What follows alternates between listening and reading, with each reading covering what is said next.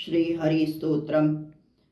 जगज्जालपालं चलत्कण्ठमालं शरच्चन्दभालं महादैत्यकालं नवोनीलकायं दुरावारमायं सुपद्यासहायं भजेऽहं भजेऽहं सदाम्बोधिवासं गलत्पुष्पहासं जगत्सन्निवासं सतादित्यभासं गदाचक्रशस्त्रं लत्स्फीतवस्त्रं हसच्चारुवक्त्रं भजेऽहं भजेऽहं रमाकण्ठहारं श्रुतिवातसारं जलान्तविर्भारं धराभारहारं चिदानन्दरूपं मनोज्ञस्वरूपं धृतानेकरूपं भजेऽहं भजेऽहं जराजन्महीनं परानन्दपीनं समाधानलीनं सदैवानवीनं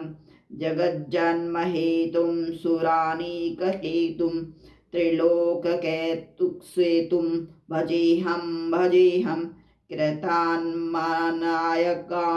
खगाधीशयानं विमुक्तेन रादं हरारातिमानं स्वभक्तानुकूलं जगद्वृक्षमूलं निरस्तार्थशूलं भजेऽहं भजेऽहं समस्तामरेशं द्विरेफाभकेशं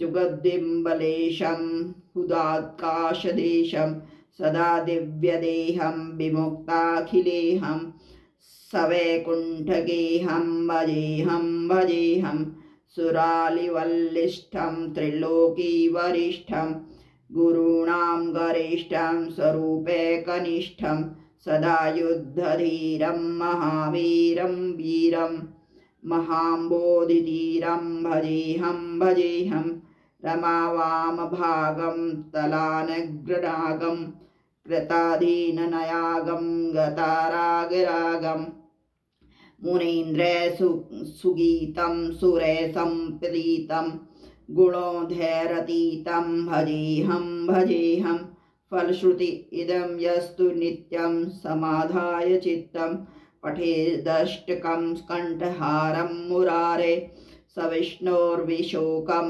ध्रुवं याति लोकं जराजन्मशोकं पुनर्विन्दति नो। ॐ नारायणाय नमः।